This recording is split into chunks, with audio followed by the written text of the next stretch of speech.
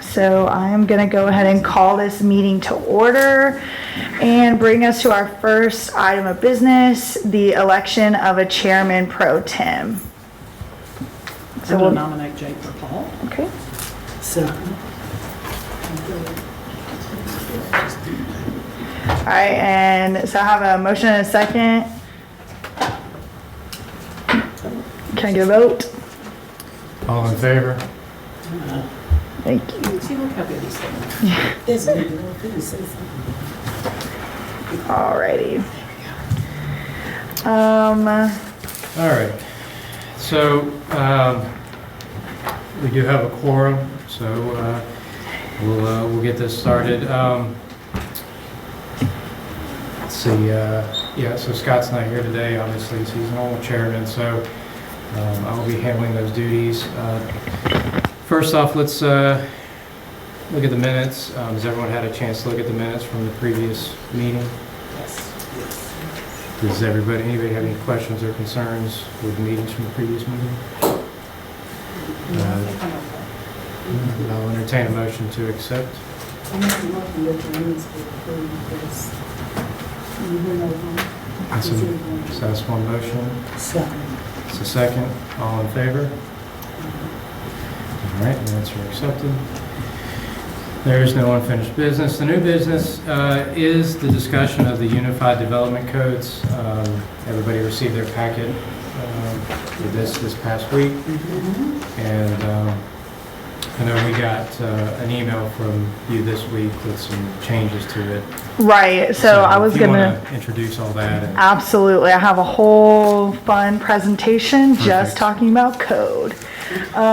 This update started in it began in May of 2022, and this whole process is designed to be iterative, meaning that we'll go through. We're currently on our third draft.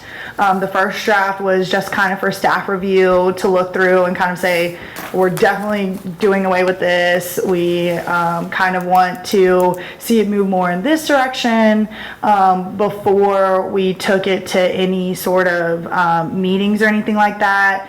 The second draft also had some kinks to work out. So we're currently on the third draft, but this current draft that you guys have in front of you tonight did not reflect how we currently hold our public hearings, which is one at the planning commission meeting and one at mayor and council for any sort of zoning decision. But I informed our consultants to correct that. So in the presentation tonight, you'll see that I've already made the change in the table, but they're working on what will be our fourth iteration that we'll discuss again at a later date whenever they get me the next. So we will get a second meeting to go over all that Oh, stuff. absolutely, Yes. absolutely. Just Yeah. making sure. This meeting is just for a discussion to kind of open up the discussion of the major changes that have been made in this current draft. So we can go over any comments, concerns, or questions that the commission may have. We'll still have to hold public hearings on whichever version of the draft we seek to adopt. So the discussion at this level will help us get to that adoption point. So we want to have a draft that's really good and solid on the front end so that after we adopt, we're not racing behind it to make all these text amendments after the fact. And it will have to be advertised in the paper for at minimum 15 days. So there will be public notice in the paper for anybody to come to public hearing. We're going to do some posting on Facebook, and we have a new page on our website dedicated solely to this project as well. And I ask that everybody continuously check the city's website for updates on the process and any new versions of the draft that will become available. The goal is to have public input on this process, and also to just keep that level of transparency so people can see what the iterations that we've been going through. Did you say there would be a public hearing for public input? Maybe not hearing, but there would be an opportunity for the public to come to a meeting and provide input? We've been discussing it on that webpage. I do have a form for filling out if people have questions, comments, concerns. There's a form on that webpage specifically for this document that if they see something that they're like absolutely not, or if they find a section really helpful, then we'd love to know that. So I encourage people to fill out that form, and they come We might directly. need to blast that a little more because Okay. I'm just personally, I'm receiving messages Yeah. and calls that people don't know how to add their own opinion Input? or see what there is. Okay. So, and I said, I believe it's on the website, but I don't know Mm-hmm. if the whole rewritten code is on there, so. It is, it's at the very top of the page. And I also have what I included in y'all's packet too, the rewrite summary, just kind of highlighting the major changes. Well, I'll put the word out too. Oh, if thank you you. guys will help. Yeah, we'll definitely do some more posting on Facebook Perfect. and stuff like that, because I know that's where that's helpful too. Okay, so in going over the process, we've held multiple stakeholder committee meetings. The first one was in June of 2022, so June 21st. And that stakeholder meeting was kind of the introduction of this project, demographic trends, going over the comp plan and the current ordinance review, talking about procedural best practices, reviewing the moratoria, and recommendations, so kind of input from the stakeholders. August 23rd, 2022, they talked about the commercial gateway and corridor characteristics, streetscapes, site designs, design standards that may not have been in what we have currently adopted. Also, I think I wasn't here at this point, but I believe there was a lot of discussion about plan development and plan unit developments, and also the Stanton Springs Business District. And I'm really sorry, I know I'm interrupting you. No, you're fine. Who, like, it says a committee of stakeholders. Yeah. Like, how was that decided and who So was- on the next slide, I have everybody that was involved in our stakeholder committee. So we had 3 people from our consultant agency. That was Rebecca Kiefer, Rich, and Tanya. Rebecca and Tanya have been with us through this whole process, and they're going to be, whenever we start doing the public hearings and probably the last review before we go to public hearings, they'll be here presenting and answering any questions that the public may have that might get more specific than, I've gone through, this is my 3rd time reading this. So sometimes I get a little confused, but they've been through this whole process start to finish. I came on in December, so I came a little late to the game. So they'll be here whenever we get to public hearings. Then we have the city officials and staff, myself, the city manager, Barbara's been a part of this process, Jimmy Robinson with fire. Scott. Mm-hmm. Scott. Yeah, Lester Pittman, Nathan Boyd, Susan Roper, the clerk, and Ken with fire, and also Mayor Keener. The community at large, this is where we kind of dig into more of who the stakeholders are, and we had Taylor Morris and Debbie Smith, who are both realtors, so they kind of see it from the other side. Scott Oakes with DPI, Ned Butler with Reliant Homes, Scott Gaither, the chairman of this commission, and he also has some professional knowledge too that we've really leaned on as well. Tom Brown, who's the chairman of the Historic Preservation Commission, Kreenan Mills, who's the chairman of the Tree Board, Mitch Hubbard, who's a local business owner, Ben Preston with Isanova, Keith Bell, who's also a local business owner, Logan Moss, I believe, came to one meeting for Ned Butler. He's with My Home Communities, Bruce Verge with IMEC, and then we also did some interviews with a person from Northeast Regional Commission. That's Mark Beatty, and then Sue Ann Decker with GDOT in our district. So that's the entire stakeholders. Now, some people weren't able to make it at different meetings, but we have been in touch with these people, and they've gotten the versions of the drafts as well. Okay. But going back to the process, so the August meeting was kind of going over what do we want to see in our first draft. And then in March 6th, we had a meeting about one of the drafts, and we gave a summary of proposed amendments. We talked about plan unit development requirements, which we'll get into when we get into the major changes and stuff like that. Permitting and processing recommendations, public hearing petition changes, We talked about the overlay districts that we've been revamping, and the revised boards and commissions authority at that meeting. We also had stakeholder interviews with staff, elected officials, GDOT, and Northeast Georgia Regional Commission. And there were 2 council retreats held that were public meetings. One was in January 28th, 2023. And then March 15th, 2023 was an evening work session. So the first one was a Saturday meeting over at the school, and then the second one was an evening meeting here. We've also had a couple other public meetings just discussing a few specific sections. There were 2 tree board meetings, one January 26th and one March 2nd. And then there were 2 HPC meetings, one February 7th and one March 14th that we discussed a little bit more after that stakeholder meeting. Now I kind of already went over this slide. This is our stakeholder committee. And now if you guys are ready, we can kind of get into the meat and bones of the changes that were made. And I want to reiterate, the goal of this process was to modernize, clarify, and simplify the current ordinance proactively instead of reactively. So that means basically the reason we had all those moratoriums in place was so we could get our code in order and all our ducks in a row before any sort of development, residential or otherwise, came in, and we didn't have we would have a code that would allow it and not a code that would monitor and regulate it. So we wanted to make sure we had those changes in place before any of that stuff came in, instead of reacting to the development and stuff. So the first major change that I'm going to talk about are the zoning districts. The currently adopted zoning ordinance has 14 base zoning designations and 4 special or overlay districts.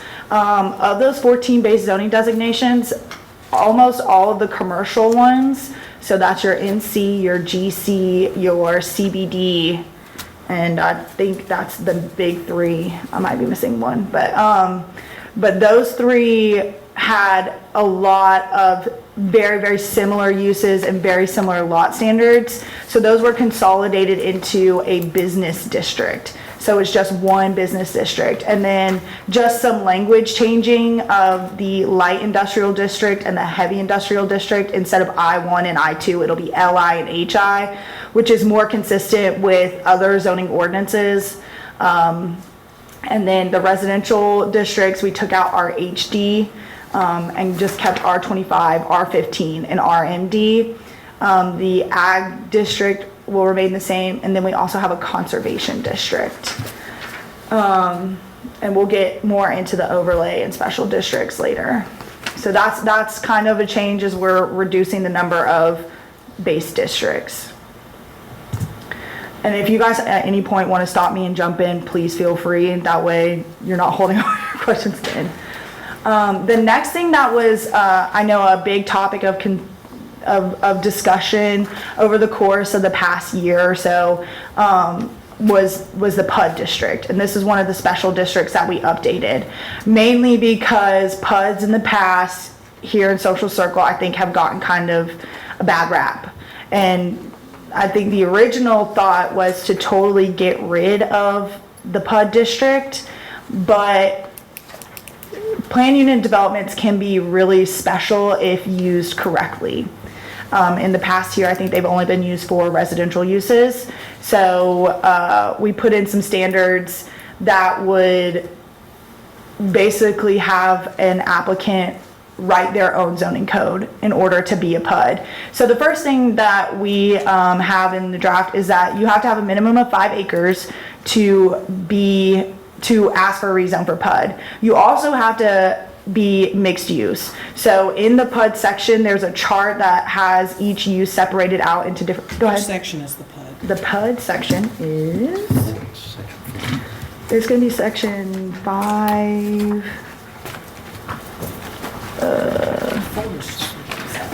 Yeah, 4.2 is Stanton Springs.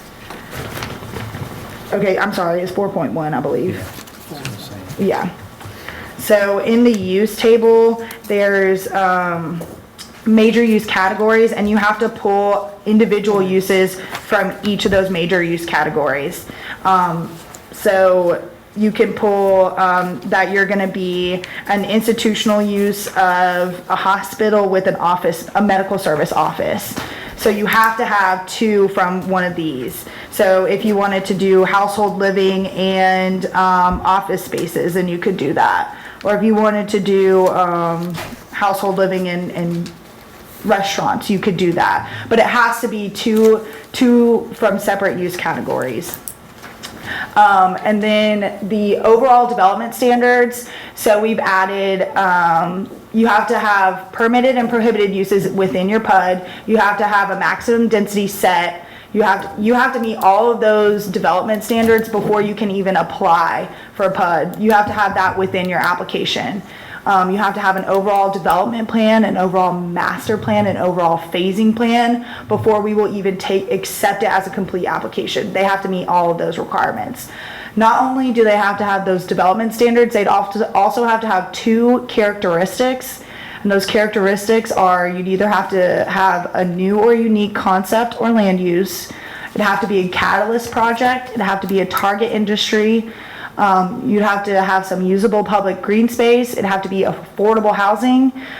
You'd have to have your sustainable certification or your LEED certification, or it could be an adaptive reuse. So you have to have at least 2 of those along with your mixed use and all of those development standards.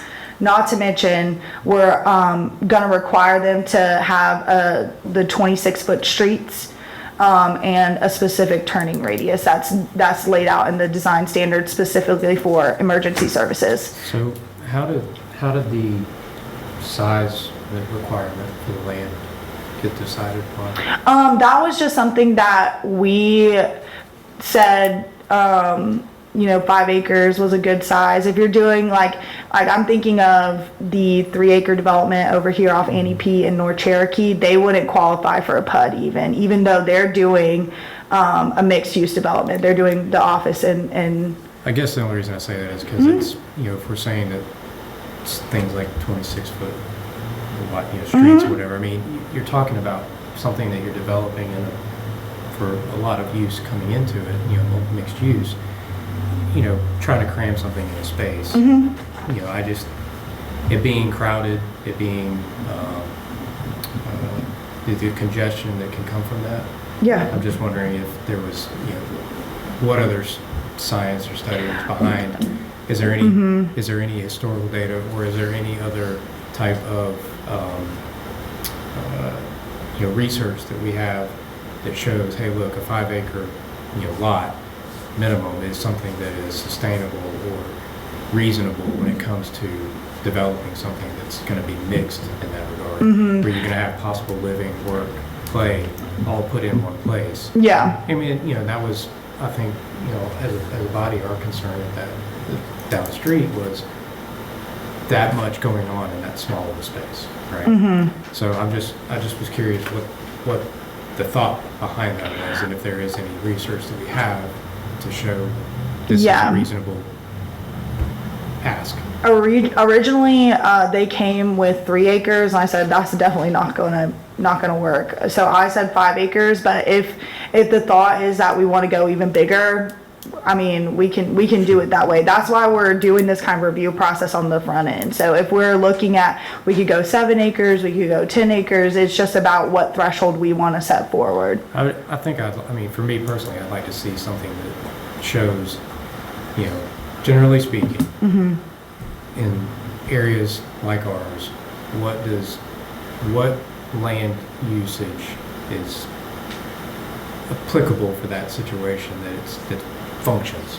The function of a PUD is to... No, I understand the function. Yeah, but functional land use. Yeah. The PUDs are built into codes because it's trying to anticipate what you can't anticipate, basically. It's giving somebody the opportunity, if they have an amazing project, for us to say, okay, you don't fit in anywhere else, but we have this. So if you have hospital and medical offices, you're still saying you want them to have 10 or 15 or however many, a larger acreage than 5. Right. Okay, so that's just what I'm saying. I mean, is 5 enough? Is it enough to even start? Is I guess what I'm getting at. Yeah. I mean, it depends on the use. That's I just don't my, want to give somebody an opportunity to cram something in a space that right. can't fit. Well, that's Just why. because they met all the other standards. Right, well, that's why they would have to meet, and then it would have to go through a rezone too. So, I mean, it would come before this body, it would go before mayor and council, there'd be 2 public hearings as well. So if these bodies said, you know, this is not gonna fly, then, but we can certainly look at increasing the acreage. I think that's something that has been mentioned before. So if we wanted to bump it up to 10 or 15, however, we just need to kind of put a number on it. Because if we don't have that threshold, then it's free for all. And that's what I was getting at. Okay. Any other questions about the PUD stuff? So an application for PUD would still come before planning and zoning? Absolutely. I think there are only, I want to say 2 parcels zone PUD, and that's Town Park and Jubilee in the city social circle. So you'd have to go through the whole zoning process to get your PUD, and you'd have to, all of this would be required before I'd even accept an application and put it on y'all's agenda. Okay. Next, we're ready to move on, or? I'm good. Okay. So next up, we have 2 new overlay districts. There's a third one in the code, is the water protection, the watershed protection overlay. That's kind of determined by the state. That's an EPD thing. But the 2 that we're adding or the proposed draft is adding, is the downtown corridor overlay and the traditional neighborhood overlay. I'll go over the downtown corridor overlay. So this is going to be for non-historic structures. It mainly covers the National Historic District. I have a map up here for you guys. This is kind of what I did is I took the National Historic Overlay and combined it with what is currently like the downtown corridor, and made it into one overlay. What this does is it regulates residential standards and non-residential standards for exterior materials, architectural features. For non-residential standards, it regulates building articulations like projections, blank walls, fenestrations, vertical divisions, roof lines, and it also has some prohibited uses in there, like pawn shops. If our alcohol ordinance ever got amended, liquor stores wouldn't be allowed. I think there's a few other that are escaping memory right now, but it's kind of it gives us an opportunity to say, all right, this is not the place for this, and we don't want it in this district, which covers our downtown. And a lot of the materials and architectural features are consistent with historic design guidelines, like having recessed doors and windows and stuff like that. Any questions about the DCO, or any comments on the map if we wanted to expand or reduce? I can't really see that. Let's see. It's not dark enough for me, and I know. it's online though, right? Yeah, I can put it online on that page. So the traditional neighborhood overlay is something new that we've had, but I think would have been beneficial if we would have had it in our currently adopted code. It's an opt-in process, and this is covered in section 5.2. You have to have, in order to start an application, you have to have 20 contiguous land parcels. 60% of those, at least 20 contiguous land parcels, 60% of those residents would have to sign a petition to start the process, and then 75% would have to, an additional 15% would have to sign on before the first public hearing. And in 523B, there's something missing. Ooh. It says at least 60% or these shall must have.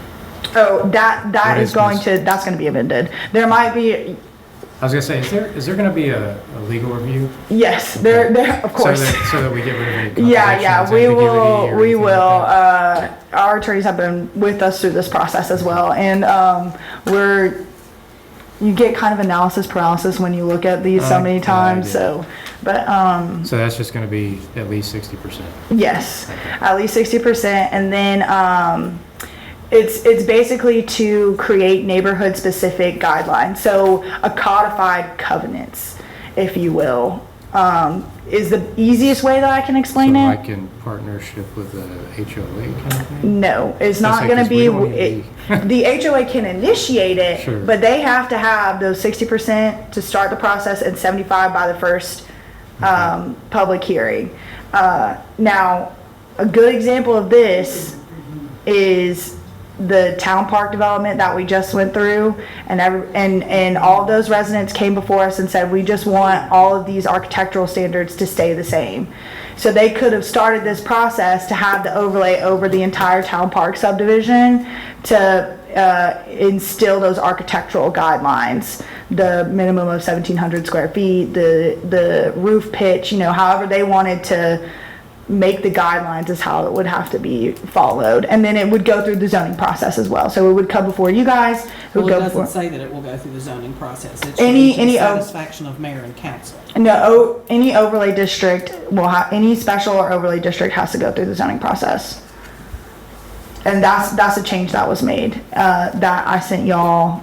That's in our Yeah, minute. Okay. yeah, we changed that. I didn't write that down. Yeah, we changed that because, that was just something that they were trying to prevent the watershed protection district coming before you guys. And, that was the one. And yeah, but they have to go through ZPL as well. But this won't get added, this won't be put on the zoning map until somebody comes to us and says, we want this over our neighborhood. And if So there's. really, those are amendments to the zoning map, once they're approved. Exactly, yes. Okay. Mhm. Got it. So, any other questions on that one? And the process is pretty clear in the section about it, about the application process and what all they have to have in their guidelines and kind of that stuff. So it says that 60% must have a residential zoning classification and Yes. contain an active residential use. What would the other 40% be? If they were commercial or, if they were vacant land.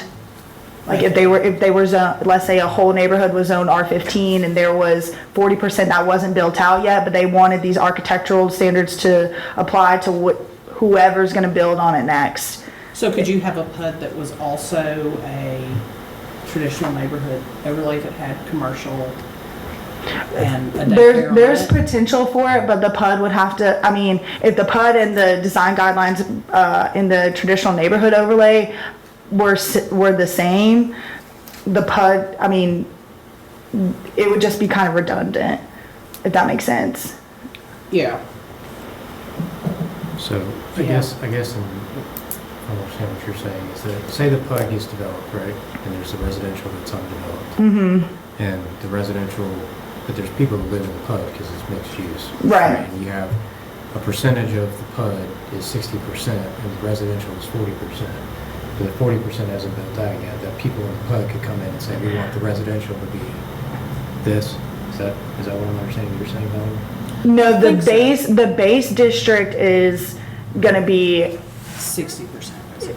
yeah, the base district, so this will just overlay the base I'm just district. trying to understand how it would. Yeah, how so that- how that would maybe go Town into Park wasn't the effect. best example, because it is a PUD, but this is designed for if there's a residential neighborhood, so let's say I have a neighborhood and I have 30 lots in there, or 100 lots for math ease sake. So I'm thinking of the one that's getting ready to go in next to Laurel Oaks, right? So Mm-hmm. they've got 30 lots. And there's a great big section at the end that doesn't really have anything done Mm-hmm. with it, right? So if they said, we want to be, traditional neighborhood overlay, Mm-hmm. but we're also wanting at the end of this thing to put in a couple of coffee shops and, maybe a, retail office, a little boutique. They'd have to right? they'd have to rezone the base district to commercial, because right now I believe it's residential. So they could have that overlay that dictates design guidelines like roof pitch or Right. So siding rather than materials. traditional neighborhood, they'd have to be rezoned as PUD. No, not necessarily. If it's all one parcel, they can be rezoned as a business district. So this would overlay any type of base district. So Okay. the DCO and the traditional neighborhood overlay covers a base district. So all the uses apply in the base district. So for R15 single family detached. But once you add an overlay, it gets a little bit more stringent. So with the DCO, the architectural standards apply. With the Okay. traditional neighborhood overlay, whatever neighborhood specific guidelines the collective body comes up with that opts into this process, So they make it up. they would. And it would have to go through the public hearing process, so you know, we could talk about changing. Does that make? That makes more Okay, sense. okay. Sometimes that can get pretty confusing. I'm just used to it. All right. So does that clear up any questions on that? Yeah. Okay. So, one of the big goals of the process was to modernize the code. Usually when you have a code and there's a use that's not allowed, it's prohibited by omission. So, our code, I don't know when the last time it was updated, really thoroughly was. So we've added some more modern uses and modern design standards to those uses that we already have. So for single family attached and detached, we've added some more design standards, primarily wanting, you know, stone, stucco, brick, you know, that kind of thing. We've also added some regulated uses for short-term rentals like Airbnb or anything like that. We've also added in the use table vending machine fulfillment centers like a Carvana. And then we've also kind of Next to the fresh one. We've also kind of broadly defined some accessory uses to places of worship, like educational facilities, cemeteries, funeral and mortuary services, that kind of thing. We've also added farm, winery, and /meadery and agritourism uses. Agritourism is a great way to kind of commercialize some of your agricultural properties. And, you know, our proximity to Monroe and even Athens, the winery and meadery scene is kind of booming around here. We've also added, I'm sorry, that's a typo, craft establishments, not graft establishments. So your breweries, your wineries, and your meaderies, they have, you know, specific standards that they have to follow as well. And all of that is laid out in Article 3. All of the specific use standards are laid out in Article 3.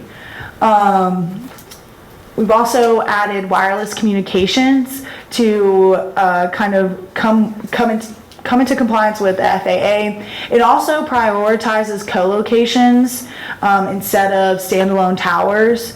So standalone telecommunication towers are a special use, so they'd have to go through the zoning process anytime they'd want to add a new tower. But co-locations are allowed with specific standards by right. And co-location is on an existing tower, so they piggyback off an existing tower basically. And there's different height requirements for that.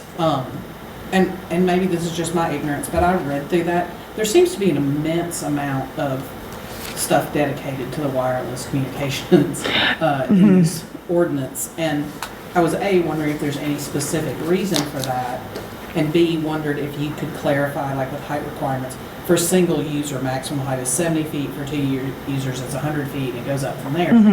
So when you say a user, what is a user? Like a company? Verizon. Like Verizon and AT&T If could piggyback on the same. if Verizon and AT&T decided together that they were like, all right, let's build a tower together, Okay. then they could do 100 feet. 100 feet. Okay. Yeah, and That's- the reason that telecommunications sections of ordinances are so meaty is because there's a lot of FAA requirements. Yeah. And then you also have to talk about insurance, you have to talk about fall zones and stuff like that. So we want to make sure all our bases are covered in that. Yeah, there's a lot. Yes. Okay. And then we also added coffee roasteries. They're increasing in popularity. They usually occur in combination with coffee shops. So we added that in. We also added data management or processing centers, including data centers and commercial cryptocurrency mining uses. We also add the addition of specifically prohibited uses like cement factories. I think, let me see here. Meat plants. Yeah, meat processing. There's, it's a short list, but covers a lot. Let me see what I can find here. Uses that emit obnoxious, injurious, loud, or offensive noise, vibration, smoke, dust, gas fumes, or odors, or create fire or explosion hazards, Yes, or other objectionable conditions. poultry killing, plucking, and dressing, rendering of byproducts of slaughtering and killing, cement processing plants, use of equipment which can cause off-site radio or television interference and interference with airport operations. Right, and then the meat packing, slaughtering, eviscerating, and skinning. Those are the prohibited uses. Some other use adjustments, there is a use determination process. So there's a process for the community development director to go through to see if a use fits, if it's not clearly defined by single category, which allows more flexibility in our use table. So if somebody came in with a really specific idea and it wasn't in our use table, I could go through those criteria and say, okay, we can fit you in somewhere, instead of saying, okay, it's not in there, you can't do it, sorry.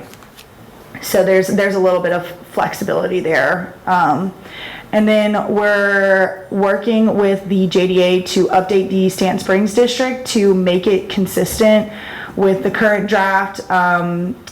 Parking, we've done parking maximums instead of parking minimums. I think that's the way the industry is kind of moving, is parking maximums instead of minimums. So we're trying to adjust and massage this ordinance. We want to take out the language about Shire Parkway and stuff that just doesn't apply to the city of Social Circle. So we've been working with their lawyer to massage that ordinance to make it fit more with our code.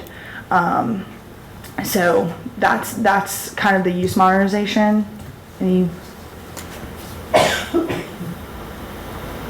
Okay. So industrial uses, I know you guys are called the Planning and Corridor Commission. And there was that corridor kind of along the Social Circle Parkway that you guys oversaw any applications. You guys did COAs for that, right? And we removed that, so you guys would just take on the planning duties. But we have built-in specific architectural standards for industrial uses, so that would cover that kind of industrial corridor that's on the zoning map currently. But we're going to be removing that and adding in architectural standards for industrial uses. So screening requirements, storage requirements, parking requirements, and building material requirements, all that kind of stuff is built into the code. So that's what part of the stakeholder committee, I think that second meeting, was talking about what kind of building materials do we want to see. And I believe that is in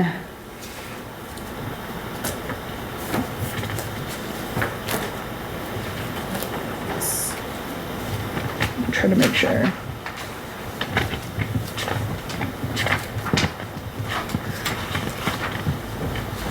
I did not print out the table of contents that was added, so kind of searching like you guys. I believe that's going to be in the design standards, which I believe is section 10, I want to say. Because 7 is the...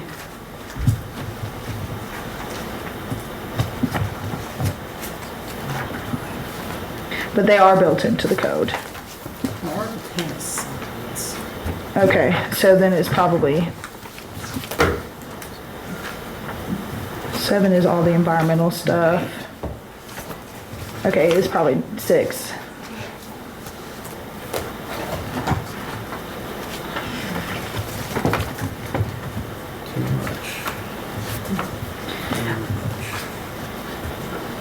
I'm sorry, number 9.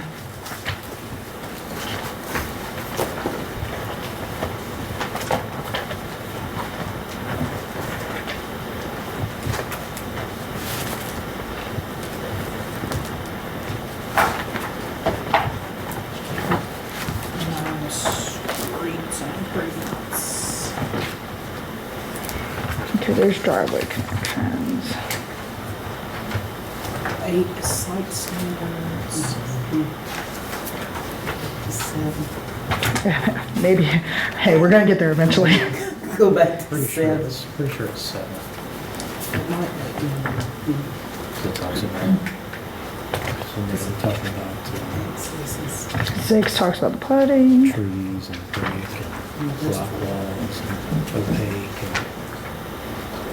Okay, yeah, it's gonna cover that in 7. It's gonna talk about all of the environmental protections that are in place and also your transitional buffers. And then the building standards are gonna be within the section 3. So section 3 and section 8 covers all our industrial uses.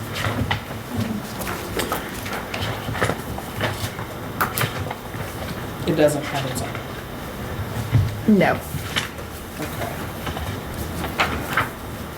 And then you also have that, there's a table, in section 2 that talks about impervious surface ratio and all Yeah, that kind of that's stuff too. So. Yeah. There's a little bit of that's why it's the unified development code, because it's a little bit all in there. Okay. So we're talking about that section in table 2. The district regulations have changed a little bit. We've added in the maximum impervious surface ratio. And then we've added in the maximum building height for all the zoning designations. So in your agricultural or low density residentials, all of your residentials is going to be 40 feet tall. That's as high as you can build. 50 feet tall for O&I. Business, you can do 60. Light industrial and heavy industrial, you can do 80. We've also added minimum lot size standards in square feet instead of acreages. We did some minimum lot frontage as well, so 100 feet for ag. For residential, you've got 50 feet. You don't have any lot frontage requirements for O&I and business. And then light industrial and heavy industrial, 100 feet are required. And then you have some minimum setbacks. The front setbacks is going to be 30 feet for your ag and your low density residential. For your R15 is going to be 20 feet. For RMD, O&I, business is going to be 15. For LI and HI is going to be 20 and then 30. And then your side setbacks and your rear setbacks. The side setback is going to be 20 feet for ag, 10 for R25, 5 for R15 RMD, 15 for O&I, 15 for business, and then 50 for light industrial and 100 feet for heavy. And then the rear setbacks, and this isn't including any sort of buffering against, unlike uses. So 20 feet is going to be your rear for ag, 10 for R25, through R15 and RMD, 15 for O&I business, and then 20 for light and heavy industrial. We've also added in administrative variances.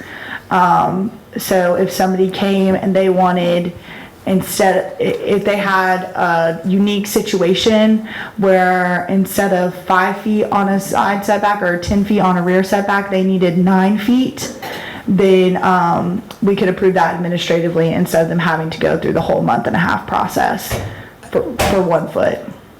So you can have in heavy industrial, it can be 20 feet from a property line, In the rear, yes. no matter what's on the other side. No, there's transitional buffers in there about if they're backed up to a residential property, they have to be so far from. So where would the 20 feet apply? If What would be it's, on the other if, side? if it's on the, if industry or like zoning is on the other side, then, and it doesn't require, zoning. yeah, if it doesn't require a transitional buffer, then 20 feet would apply. So if elsewhere in the code it says, you know, if an industry backs up to a neighborhood, Yeah, I saw like if it- they'd have to be, I 150 think, feet or I think it's something. 100, it's either 100 or 200 or somewhere in that range. Yeah. But it says, So whenever, that only it says, applies to- yeah, down here it says whenever a use standard conflicts with the lot standard, the use standard shall govern. So it's just dependent on what the land use is. Okay. So if a heavy industrial abuts to a residential property, they'd have to abide by whatever that use standard governs. So if they're, you know, a manufacturing use up against residential property, I think it might be 300 feet. But if it's a warehouse, I think it's only 100. And variances can be granted. There's an administrative variance section, so if they're only asking for a relief of, I think, 5 feet or 10%, then I can approve it without it having to go through the whole month-and-a-half process, and that's just to help streamline, if it's off by 1 foot or 2 feet, you know, that's that kind of thing. Okay. And then we amended the non-conforming section a little bit too. We added in provisions that afford special considerations for existing lots of record to develop with bulk standards that are proportionate to the size of the deficient lot. So if the lot is half the size of the minimum lot requirement, setbacks can be applied at half the required distance. So instead of saying, this is a lot of record, but you can't build on it because it's substandard, we've kind of made a proportion. So it can't go any less than 5 feet from the property line, but if there's provisions in there that says it can't encroach more than 5 feet, but if the setback is more based off the percentage or how much percent it is deficient, then we'll apply that percentage to the setbacks as well, so that we can build on vacant lots of record. That makes sense. Yeah, it's just helpful to have in there in case the need ever arises. So this is where we'll get into kind of the procedural updates that we have. So I apologize, I know it's kind of hard to see and it's a lot of information. So the processes and procedures for each application type are scattered throughout the code. So like the plat process is in section 6 or article 6. That's in the current code too. So you have to kind of piecemeal together the zoning ordinance, the tree ordinance, the subdivision ordinance. You have to kind of all piecemeal it together. But then with this code, we'd be able to just have it in one document in multiple articles. So they also have some unpredictable time periods. And it makes it difficult to properly advise whenever applicants or members of the public come in and say, how long is it going to take me to do this? So it's like, well, if everything goes right, it may only take this amount of time. But we have updated some of those requirements, and we've codified some procedures, and we've also codified what each application requires. So we have a summary table that I have on the next slide that refine the decision-making process. And once finalized, this chart can be included in the ordinance to clearly communicate the review and approval process to applicants and other users. Another interesting feature that we've added into the code is there's a community meeting threshold. So it allows, if it's a particularly intensive zoning use or a large subdivision or something like that, that could really impact surrounding properties, a community meeting would be required. So before before they apply for a rezone. So let's say if somebody wanted to apply for a PUD, or somebody wanted to apply for 150 lot neighborhood or heavy industrial use, they'd have to have a community meeting, and they'd have to set it up, and it would be on them to set it up and get us meeting notes on who, what was said, basically like minutes. And that's in order to inform the neighboring properties and whoever else would like to come that, you know, this is what we're looking at doing with this piece of property. We'd appreciate your feedback. And then if after that community meeting, their site plan changes drastically, we could potentially require another community meeting. But if they're just addressing minor changes that the community might have brought to their attention, then we can go forward with the application, which would include those community meeting notes. And I've seen that done. I actually had that provision when I worked in Oglethorpe County, and it worked out really well. It was mainly used for residential subdivisions that were coming in, and it gave the community an opportunity to say, okay, what's going on here again, and just kind of see what the project proposal was. So we did add that in. And decisions run with the property, so anytime that we implement conditions on the zoning or anything like that, it would run with the property and not with the owner.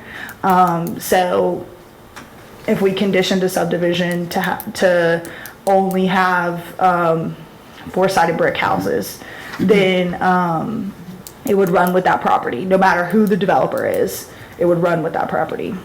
Does it not now? No, state law requires that. Okay.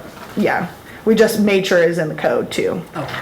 And then just for the certificate of appropriateness, we clearly outlined the procedures, and there is a little bit more administrative authority for routine maintenance and updates. So if somebody comes in, they're like, my door's rotting, I gotta replace it, then there's some provisions in there for staff to say, okay, we'll look at this in comparison with the design guidelines, and it's not going to take you a month and a half to get through it, or a month to get through the process. And then there's also some exemptions for emergency demolition. I know in the past there have been some issues with that 60-day waiting period for properties that were condemned by the fire marshal's office as a safety hazard. So there are some exemptions in there for danger to life, property, or limb. So that's just kind of some of the stuff. The plat process too is a big change. That's going to be done administratively now. So they don't have to come before you for the sketch plat, the preliminary plat. I believe the final plat might, but the plat process is going to be done mainly administratively now. What's the thinking behind that? Yeah. To streamline the process. There's not, I can't think of another community that I've been a part of where the sketch plan is primarily done with the rezone. But if it's zoned for that property, they can come in with a preliminary plat. And if it meets all the requirements, you can't deny it. So it's to streamline the process, and in order for, instead of it going before 3 different boards, it only has to go through staff. But you're saying that's only if they're already coming into something that's zoned for the purpose of... Right, but if they have to go through a rezone, they have to go through a rezone. So they have to come before you with the concept and all that kind of stuff, and a site plan and everything like that before it got rezoned. But as long as their request meets the conditions of the zoning that they're already trying to put it into, then go So there's forward. no opportunity to make conditions on a preliminary plat or anything like that? No, that would be done with the zoning process. But what I'm saying is that if the zoning is Yeah. already in place for said development... It would have to meet all the all zoning those standards. that we Yep. listed out, as long as it meets those requirements, which we're saying is acceptable. Yes. going forward. So,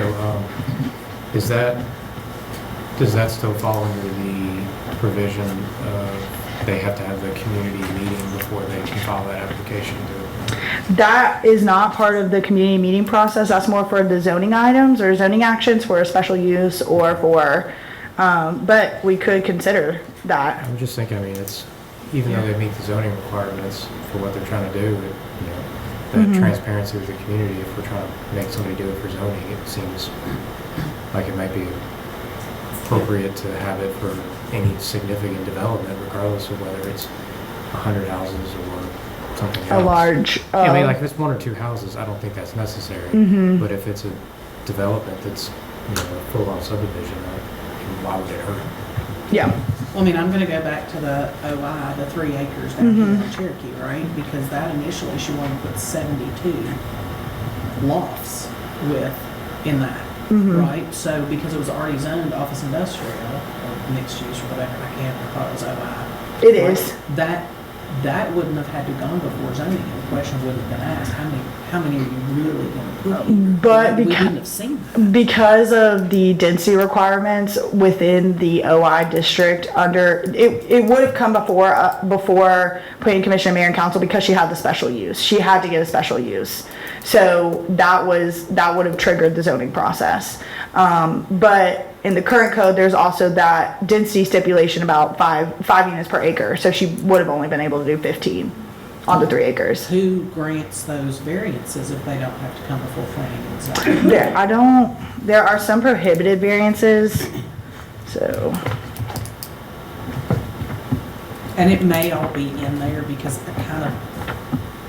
I did a sweep through and then I started really going through. Oh, yeah. Notes. oh yeah. Okay, And it just may not have jumped out at me on my initial sweep.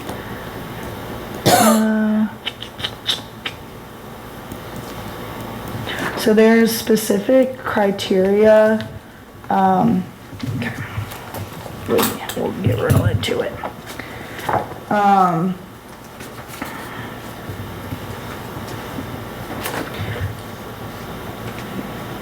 So there's criteria for variances, and myself, planning commission or community development director, planning commission, mayor and city council shall consider and find in the affirmative that all the criteria below is met for a variance. That includes general consistency with the intent of the UDC, special conditions and/or circumstances exist. Let's say it's a 3 road frontage lot that, you know, they don't have anywhere else to put a shed or something like that. The special conditions and/or circumstances do not result from the actions of the applicant. That was a developer, that wasn't that property owner's fault.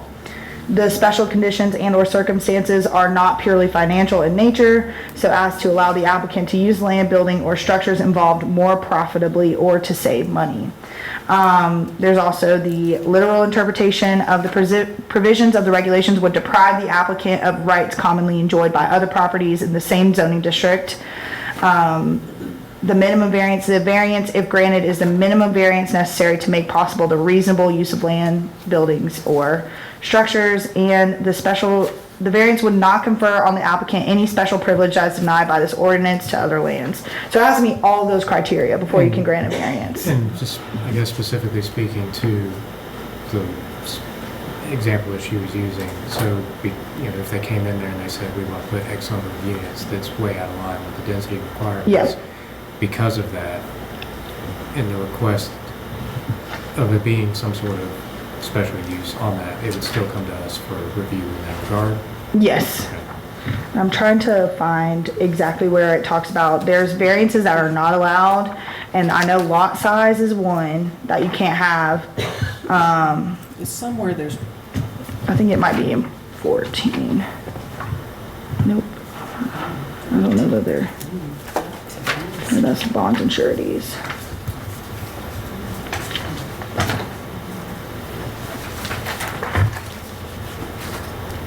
somewhere it says something about. I read it today, now I just can't find it. Well, I mean, we're gonna go through. Oh, here it is. Okay, so no variance shall be granted that would allow a use not permitted by this UDC or permitted in the zoning district in which the property affected by the variance is located. No variance shall be granted to permit a lot area that is less than the minimum lot area permitted by the zoning district in which the property affected by the variance is located. No variance shall be granted to permit a height greater than the maximum height established by the zoning district in which the property affected by the variance is located.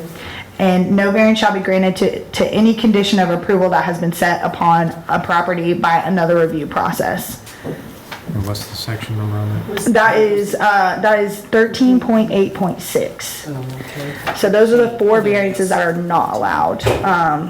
And then with the density requirement one, in my interpretation, that wouldn't meet, 3.8.8B3, which would be the financial gain clause. So that's just my opinion. If you're trying to increase density. So going into the table, that I think there was some miscommunication with the consultants that the public hearing was taken. There was only one public hearing at mayor and council level, which is all that's required by state law. We do a little bit differently here, and that's 2 public hearings, one here at Planning Commission and one at mayor and council. So we made sure to add that back in. So this table kind of defines who's the recommending body, who's the decision-making body, and where are those public hearings held. So for text amendments, staff would make a recommendation, Planning Commission would make a recommendation and have a public hearing, and then it would go to mayor and council where they make a decision and have a public hearing. So this table kind of just breaks that down even further. One thing I do want to point out, there are the historic district text amendments and map amendments would be a public hearing and recommendation from historic district. So, and then decision making by mayor and council. I'm glad we changed that. 'Cause that was a concern of mine.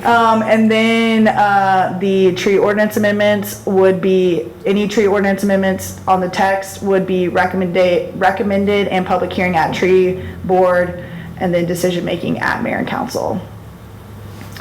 Other than that, the process remains the same. So all those zoning decisions, staff makes a recommendation, it goes to planning commission, you guys have a public hearing, make your recommendation, goes to mayor and council, they have a public hearing and make a decision. So we went back and changed that back to the way we do it now. So we have those 2 public hearings again. So it'll be advertised, that based off the first public hearing, which would be this one. Okay. And then, like I said, that plating process is done administratively. One of the big goals of this was to streamline the process as much as we could.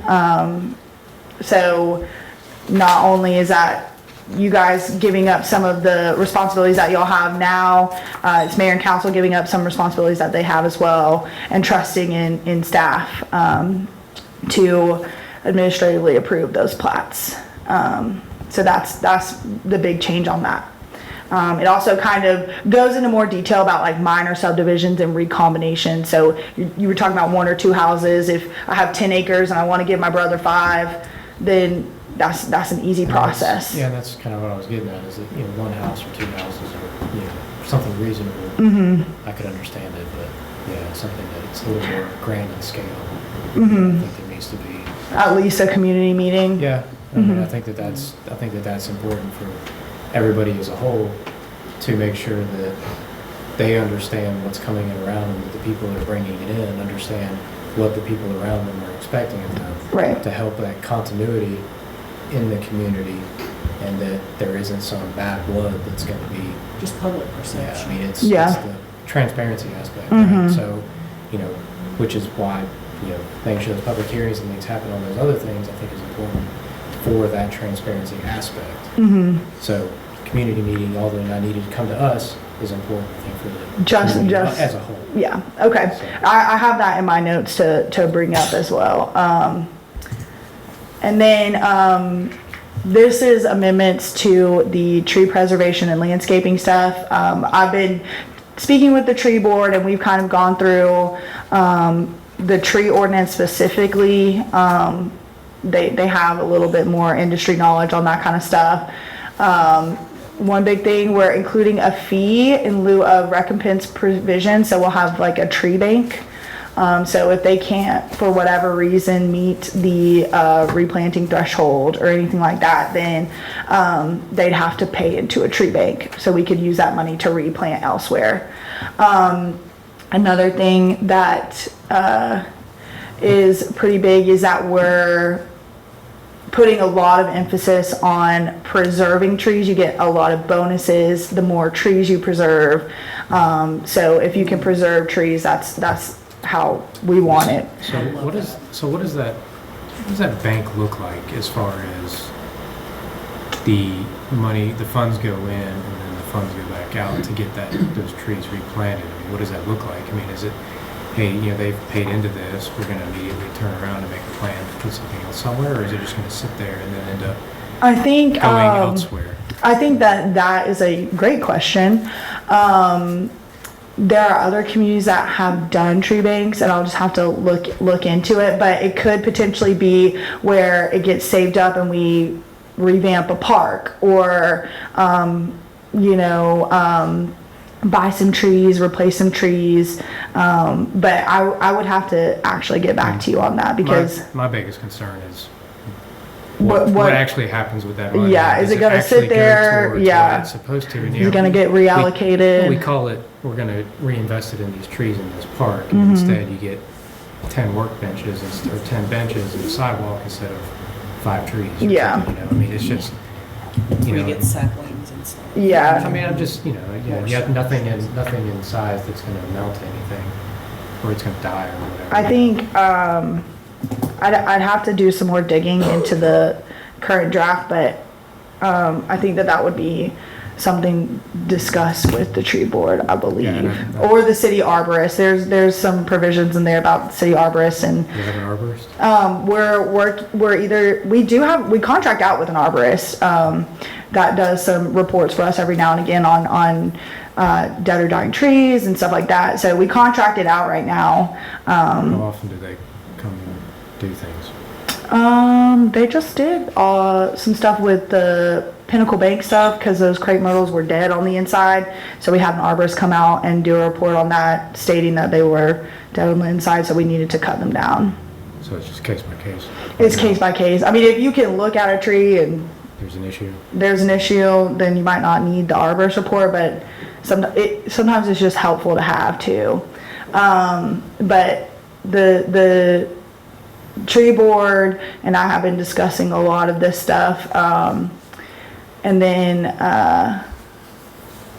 we also have the conversion of tree requirements from canopy cover to minimum tree density requirements based on land use. So 100 inches per acre or 50 inches per acre.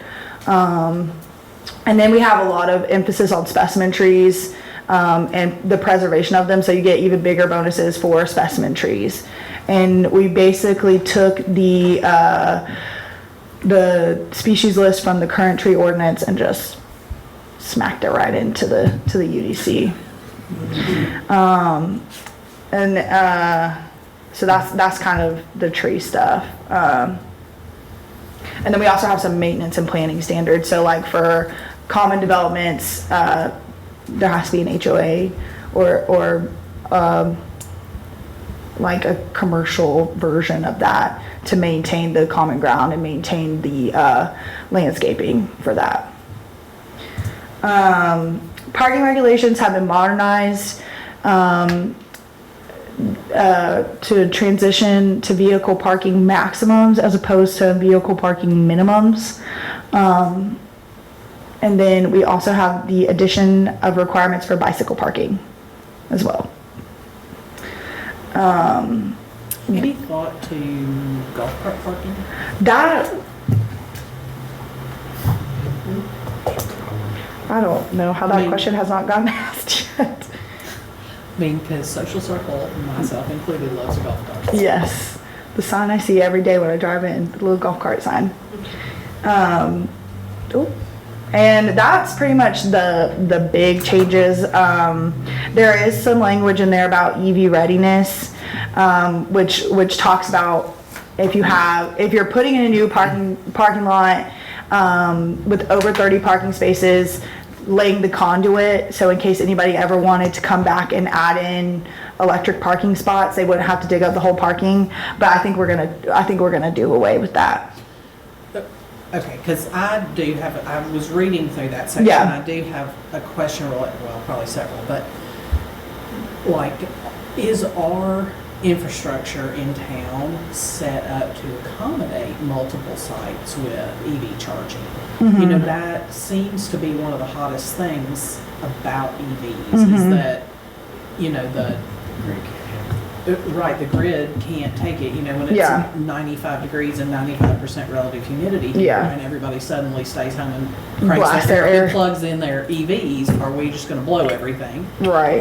And How many transformers are gonna go down? right, how many transformers are gonna go down? Who oversees that? How do we know when we're ready, and what are the criteria for that? I mean, that right now, that's such an amorphous area Right. of our society, and yeah, I have concerns about how we know that that's not gonna be a strain. We haven't, we've gotten feedback on that specific portion, mainly because it was a requirement. If you had a parking lot over 30 parking space, you have to lay the conduit. We might move more towards the, either incentivizing it or making it a larger threshold or doing away with it completely. But it wouldn't be, okay, you have to have 4 EV spots if you have 30 parking spots. It would just be laying the conduit underneath it, so we don't have to, if EV takes off and everybody's driving an electric vehicle in 2047, people don't have to dig up parking lots that were built back in now. Well, yeah, and then who would be, like, it would part of the code be who provides maintenance on those? Because the other big thing about EV charging stations is that, I mean, at any given time, they estimate that a third of them are in disrepair and not working at all. That would be on the property owner or the land management company or Would that be written into code somewhere? I believe so. And then as far as the grid and the amount that can be held, that's when you'd have to work with Georgia Power or Walton EMC or whomever to And it's all Georgia Power and City. limits, yes, isn't it? yeah. I used to live out on Knox Chapel, so I'm like Walton EMC, but Yeah. 'Cause Yeah. But that's when you work with your electric company and you say, okay, can you handle this? What does that look like? And they would be involved in the development process and the development permitting as well. Okay. But those are kind of the high notes that the consultants and I have kind of come up with and said, these are significant changes from what we currently have. And all in response to the goals that were set for the consultants, to modernize, clarify, and streamline. And moving forward until we meet again, questions directed to you? Yes, please. If anybody has any questions, my email, adavis@socialcirclega.gov. I have it on that webpage. Yeah, I was gonna say you're on the website. Yeah, it's on that webpage, those forms. If you fill them out, they come directly to me. We've gotten one response, so I looked it over and I responded, and I'm looking forward to moving forward with this process. I'm hoping that we can get it adopted by June. That way we'll have to extend the moratoriums that we have in place right now, because we don't want them coming in without these regulations in place. Yeah. But we'd have to have 2 public hearings. So with that being said, we'll have another iteration of the draft coming out soon. As soon as I get that draft, I'll take a quick once over at it and then I'll send it out to you guys and we can decide how to move forward in either our next meeting or the next meeting. I'm gonna miss June. Okay. And I'll be here for August. Is it something that a special call might be needed? If we could, the main thing is we'd have to advertise for the public hearing. So that's a minimum of 15 days. I like to advertise a little bit longer just so people can amend their schedules if they want to be here or whatnot. But So when do you anticipate having a refreshed version? they've been working on one right now based off of comments that we've received, not just from citizens, but also from council members, from staff, just things that we've been looking through and we're like, oh, that's not exactly right. So they're working on another draft. I'm hoping to have one by the end of next week. I have a meeting with them on Friday, so I should have a solid date on Friday. And what's the plan for the legal review? Just because, I mean, in looking through the stuff that I did look through, there's a lot of, there's a lot of grammatical problems. There's things missing. There's stuff that's it's just there. Yeah. There's things that it looks like it's a filler spot for something to have been put, and then they just didn't edit that out. So, I just want to make Is sure there that, anything specific? I mean, there's something to talk about, like section blank, blank, blank. Oh, yeah. Stuff No, like that, right? no, they've, So I'm just saying, it's like, obviously we go through these editing processes, those things need to be caught. yes. But obviously, my biggest concern is making sure there's no contradictions or ambiguity. Yeah. So that we don't have any of these gray areas that come in. So when is the legal review supposed to take place? Yeah, we've on been sending them, bits and pieces? we've been sending them the drafts every time we get one, so they kind of go through and comment and they're like, no. But Scott Gaither emailed some comments and they took a look at them, and specifically the ones that were about the wording and the grammatical errors and this doesn't really make sense, typo here, typo there. They went through and fixed all those, I believe. It matters.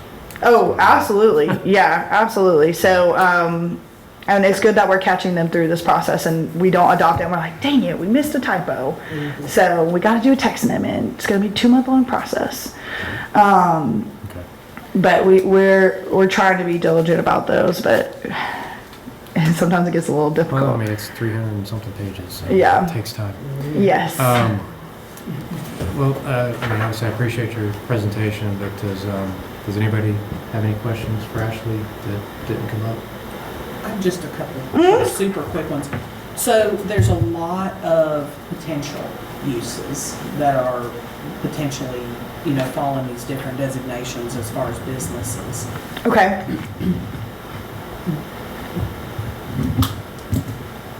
Like specifically, the two that jumped out to me were the car vending machines Okay. and adult industry.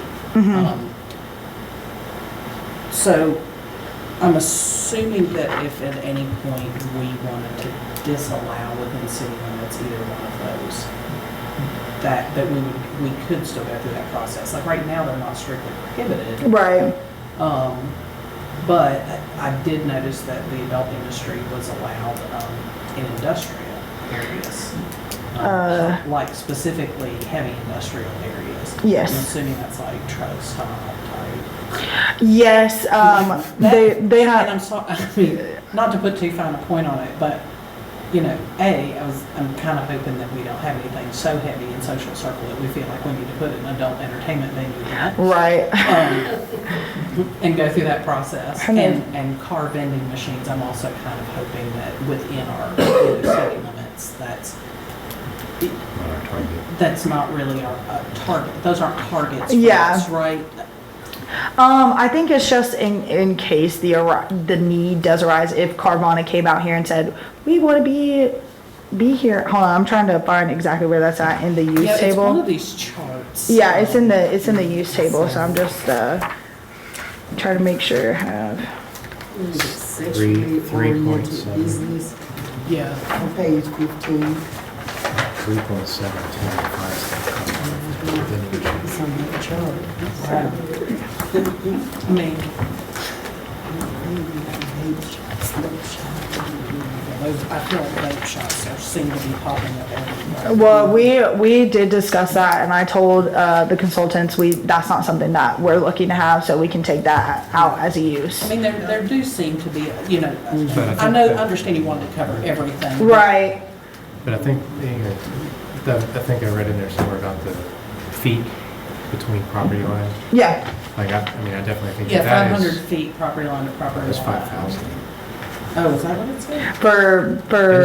It was a lot. For vape shops. Like from. Are you talking about from in line to Scott's line. comments? No, or are you I talking thought I about- read it in here. Oh, there are some provisions like personal care homes. You can't have multiple personal care homes within a quarter-mile radius.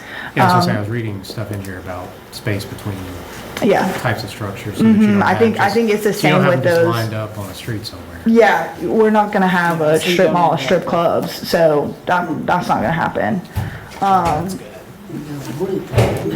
Right. Right. Oh yeah, this is where it says it, Sorry, I thought it was 500. measurement of required spacing between sexually oriented business shall be made in a straight line without regard to intervening structures between the closest points on the property lines of two sexually oriented business. Measurements of the required spacing between a sexually oriented business and a residential district, place of worship, park, or public library shall be made in a straight line without regards to intervening structures, blah, blah, blah. So that's, it can't be within 300 feet measured property line from a school. Yeah, 500 feet measured property line from another sexually oriented business. It needs to be more than that. But then you If we have to do. also whittle it down Yeah. from 300 feet from a school, community center, daycare, recreational facility, park, Well, I'm church. hoping it never really comes up, Yeah. but Me too. that would be That's a one lot of of those things. measuring. Well, that would be one of the things we need a community meeting about, Yeah. right? Okay. But the, I think the Carvana one is only, I'm trying to,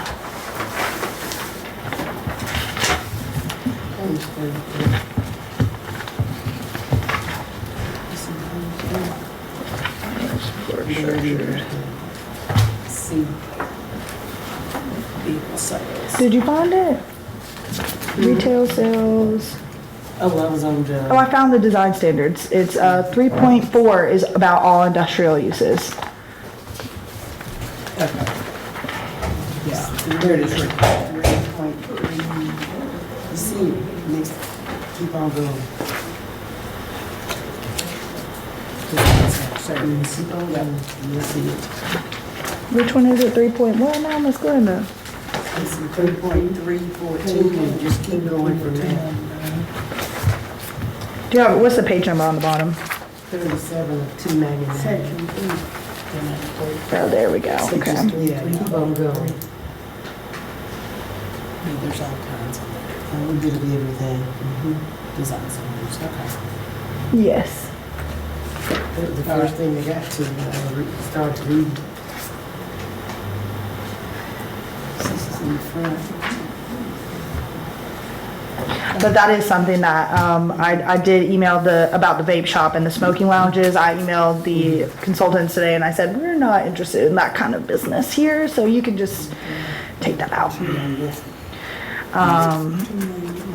And it might be something that we keep in there, kind of like, I think the liquor store is, it's just dashed all the way through. So the vape shop or smoking lounge, they are special uses in a business district, so any type of Oh, so they would have. they'd have to come They'd have to before follow. us, but, I think the sentiment is, no thanks.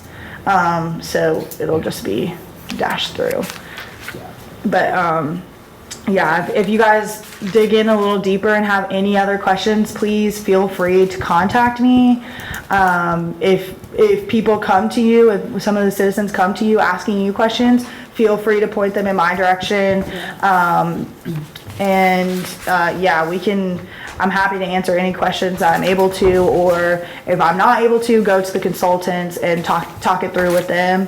I'll just let them know that there's a place for input on the website, or they can email you, or, do whatever. Absolutely. I just think that, I mean, the couple people that have reached out to me or that I've seen in passing, they just want to know that there's some way to, I think they thought that we got this packet, And then you guys were gonna we had to vote make a decision tonight. No, no, no, no. Right, and- It's very much And a, that's, the lady that called me today at my business, I'm like, we're not voting on this, right? no, it's very much, like I said, at the top of the meeting, it's an iterative process. This is the third time I've read through a variation of this. So I've got number 4 coming up and, Right? so it'll be number 2, I guess, for you guys. Yeah, So I'll just keep moving through my bedtime reading here. Oh, man, more power to you. I have to have a cup of coffee with this. But, yeah, like I said, any questions, please point them in my direction. If they have input, comments, concerns, point them to that form or my email, and also, that way I can have written record. That's really what that's about, so we can have Yeah, written that's the record. trail. Yeah, and, Agreed. and also, any type of public comment, I can, pass it along to you guys or pass it along to mayor and council. You know, and we will have 2 public hearings on this. I want that to be known as well. There will be 2 public hearings, one here, one at mayor and council. And, those have to be advertised by state law for at least 15 days. Okay. So keep an eye on the paper. We'll be advertising those public hearings soon. I'm hoping to have, it'd be nice if we could get y'all's recommendation by April. If we're not comfortable with that timeline, we can wait till May on a recommendation as well. We can see what the next draft looks like and go from there. Will we get a whole nother packet, or will we just get the amendments? I Depends can, on how many there are. yeah, I can do amendments, or I can do a whole nother packet. I hate having to pull out pages 3 and 16 and 27 and replace them. Yeah, It's that was kind of my mentality, but if you guys, I'm all for saving paper. So if you guys would rather just see the amended portions of it, I can, or we can do what we did and do the big packets and just get a whole new document. I kind of like the new document. That's fine too, cause I want to make sure you guys get the whole thing, cause I don't want to miss something, like, Because then I can refer back to this one and see it's. absolutely. Mhm. That's just, Yeah, we can do it that way. I mean, I'm gonna have to I hate upload to go through it. that much Well, paper. the summaries that you're providing along with it, I think is. Yeah, that's, That way, those of us that may not necessarily want the whole thing put out again, but we can see what the changes are, right. I think is beneficial. That way, it's, everybody can kind of do their own thing with it as they see fit to review it. Or if there's particular sections that you're concerned with. The one currently on the website has a table of contents, so it's a little bit Yeah, that easier was- to navigate. Pain. The reason they haven't been doing table of contents is because on Municode, they're not gonna need a table of contents, so they haven't been providing one, but it is nice to have. Yeah, through this review process, I think it's necessary. So- Yeah, absolutely, if we're getting paper copies, but, So is there anything else, Ashley, that you have on that for us, or is that it for what you've got? that's everything that I have. If you guys, like I said, Do we have any new business that needs to be mentioned? no, we have a couple rezone applications that came in, so we will have some rezone applications, on the April agenda. I'm sorry, not the April agenda, the May agenda, because the deadline is April 10th. So for public notice, we have to do the May meeting. It's 2 properties, somewhere along the line, we're not sure. There's no record of them ever being rezoned to what they're currently zoned. So they're gonna come in, they're trying to sell it as commercial properties. On one map that we found, it is commercial. On the 2017 map, it's agricultural. So we're just taking them through the process so we can make that change. So is this more of an administrative thing than anything? Pretty much, they're checking some boxes, so they can sell some commercial property. It's the old Kelly's Barbecue, Okay. North Cherokee. Yeah, yes, ma'am. Yeah, it's at the four-way stop. Oh, yeah. It's a brick building. Oh, Yeah. that's Cherokee, a yeah. Kelly storage. Yes, yeah, that is that property, and they're looking to sell it as a commercial property, and they can't right now. So, For years, I thought that was already commercial. well, that's what the old map apparently says. But somewhere between the old map and 2017, it became agricultural, and we can't find where it did. So we're just making sure that we're gonna put it on record that it is commercial, I don't think anybody's Store gonna on put a that farm right side there. of the house. not surrounded by commercial and industrial property. The store on one side. And the house on the other. side. That's exactly on the old zoning map. I but- forgot that's what that was called. So, Yeah, please. so in that case, if we have nothing else, I'm gonna motion we adjourn. all in favor? Meeting's Perfect. adjourned. Let me ask you something. Yes, ma'am. About 3 or 4 months